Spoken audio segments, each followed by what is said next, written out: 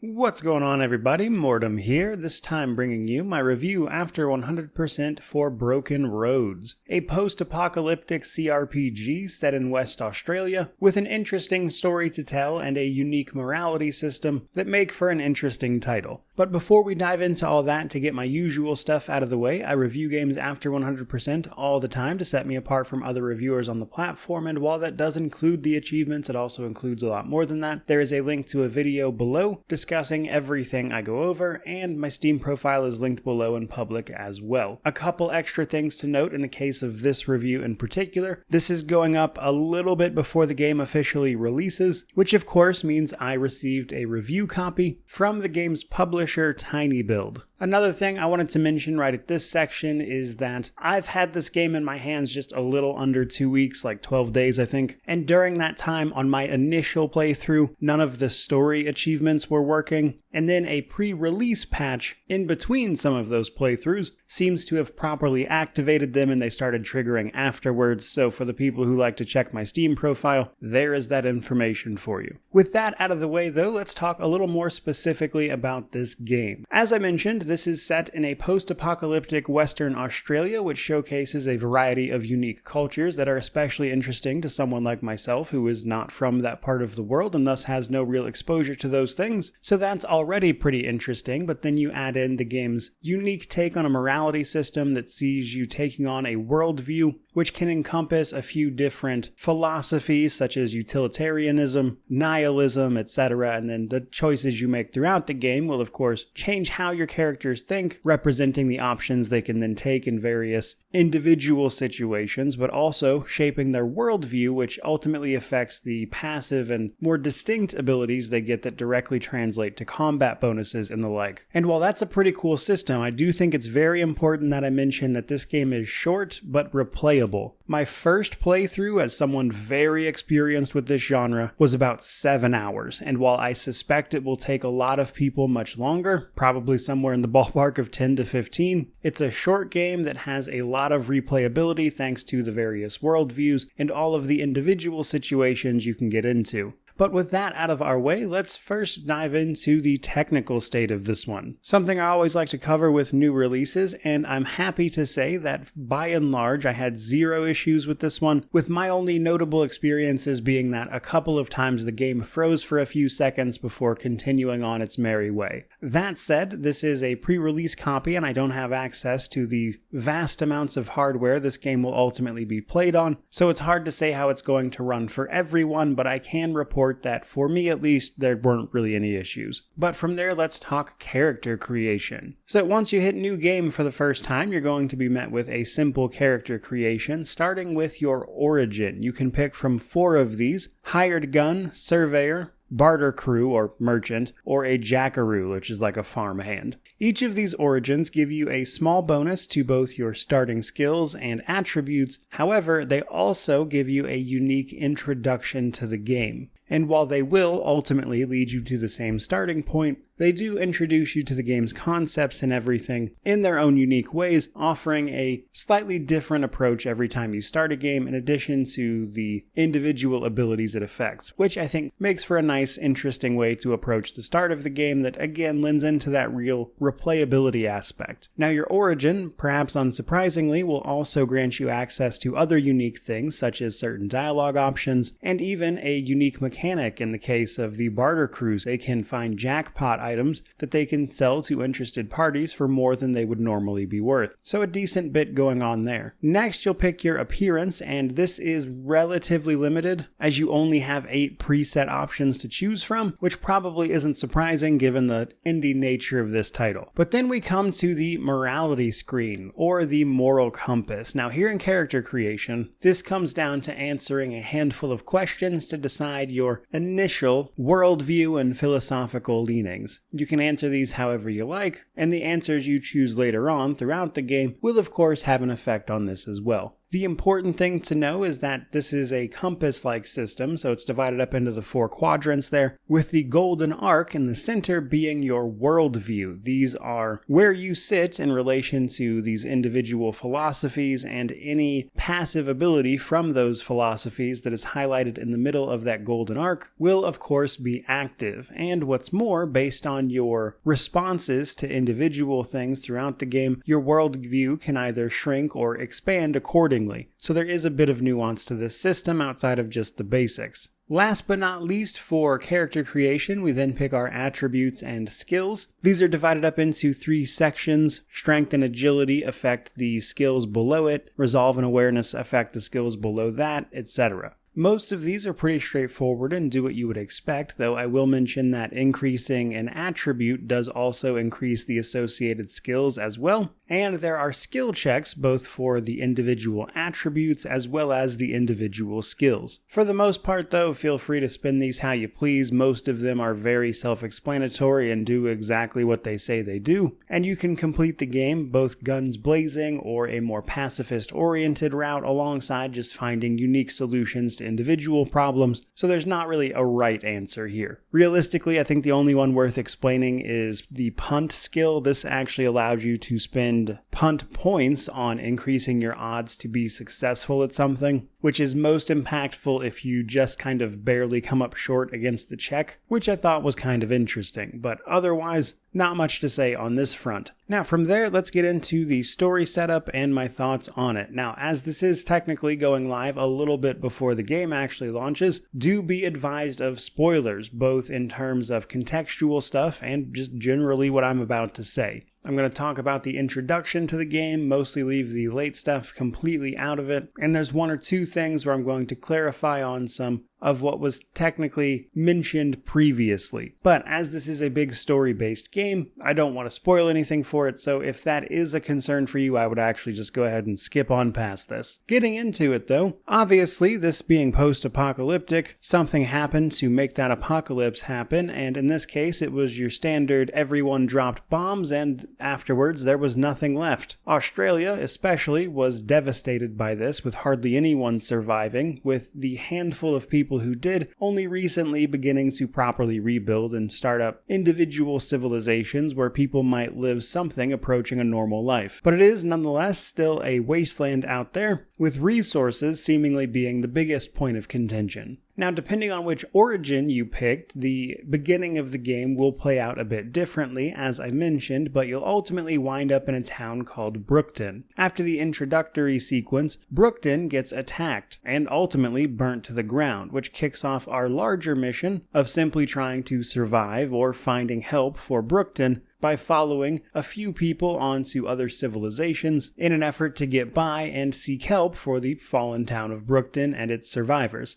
Along the way, however, you'll find out that this wasn't just an ordinary attack and is in fact part of something even bigger, which naturally forms the bulk of the game's plot. And while I don't want to spoil it, I will say that generally speaking, I enjoyed it quite a bit. It is short, as I mentioned, but it's very replayable with a lot of, I would say, really interesting events that you can find along the way that can have a very wide variety of outcomes based on your skills, your worldview, and a handful of other things, such as simply the choices you make. And so because of that, any given story beat typically has a lot of different outcomes, and there's a lot of fun to be had seeing those play out. But I will say the game goes in a very different direction than I was expecting it to, because while the game does seem very initially grounded in reality, and for the most part it definitely still is, it does take a surprising turn fairly early in the game, right into the supernatural, with things like magic abilities that can augment what you're capable of doing in combat, which of course has broader narrative implications at the same time, which just really isn't a place I was expecting this particular game to go, and while not unwelcome, certainly felt a little bit odd, I suppose. Beyond just that though, I will say that there are a variety of different endings, as you might imagine, many of which are simply going to reflect upon your journey through this individual wasteland, but I would say it's more of a shades of gray situation than a good or bad situation. Realistically, you're simply presented with the outcome of your choices, and how you feel about that is largely up to you. Overall, I would say it was a pretty satisfying journey. Maybe not as memorable as some of the CRPG greats, to be sure, but overall I thought it was well told. It explored a lot of cultures I'm unfamiliar with, which was inherently interesting to me. The worldview system was unique, and that plays into the entire narrative obviously a great deal, and there was quite a bit I liked about it overall, even if it did do a few unexpected things like the supernatural angle. So while I certainly wouldn't say it's one of the best gaming stories I've ever seen or read, I did have a good time with it, and given the game's focus on its narrative, that is naturally very important.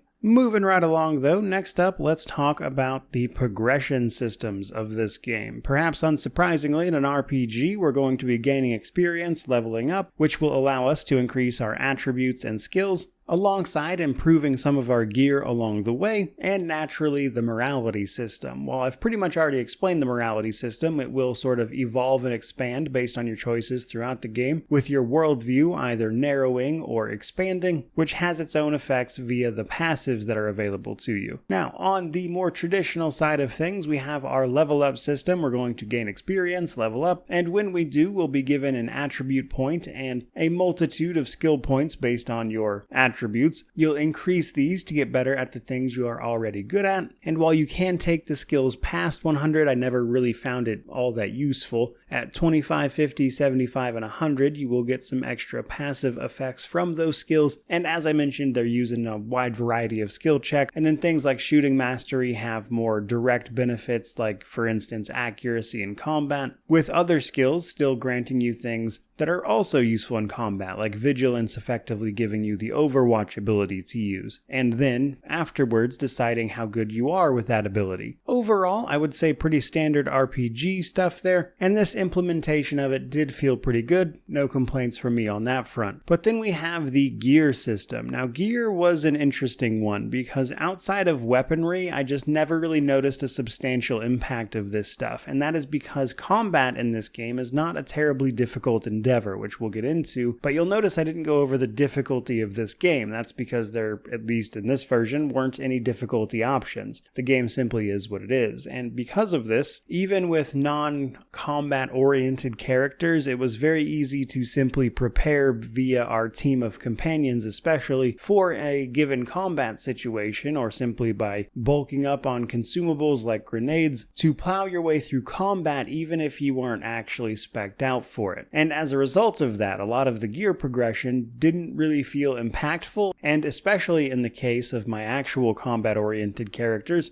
a lot of the gear just simply wasn't necessary at all. So while you can increase things like your armor, which will give you individual bonuses to attributes and things like resistances, a lot of it just doesn't really feel like it matters in any way. Consumables are more important than anything else, and your weapons, while able to be upgraded from certain vendors, from their base to like a +1 or a +2, etc., which will give them more damage, even that also didn't feel really necessary. Which brings me to the gameplay and world section. Now, from a functional standpoint, this is pretty straightforward stuff, though you will have to play a little ways into the game before you can move freely. The first couple of chapters are very, I would say, linear in nature to kind of set a lot of things up via, say, Brookton, etc., like I mentioned. But eventually, you will be given the ability to fast travel your way across the world map, or, simply traverse and explore, which involves a world map that you can move across, discover locations, other towns, places you can grab quests. There's a day-night cycle, and in settlements and safe places, you can rest or wait. Waiting will simply pass the time to either day or night, and resting will allow you to recover health and the like. You can encounter random encounters along the world map, though I will say that the choice to flee was always available, so I don't believe any of these are mandatory, as I was never not able to do this, but there does come a point where you're free to roam and explore and tackle things at your own pace, which I thought was pretty fun, especially when it comes to the other side of this particular subject, which is what exploring is like, how the side content is, etc., and in that regard, I think the game had a lot going for it. Now, the main quest will introduce you to a lot of these individual factions and places, but through exploration, you can find all sorts of interesting communities, each with their own way of life, many that represent what Western Australia is supposed to be all about, and others, of course, more specific to the post-apocalypse here. And within that framework, I did find a lot of interesting side content to get up to, a lot of interesting quests that didn't necessarily go the way I thought they would all the time, many of which relied on your skills as a character or your attributes or skill checks even to attempt to sway the outcome in your favor. And this is where the morality of your character, I think, really shines with that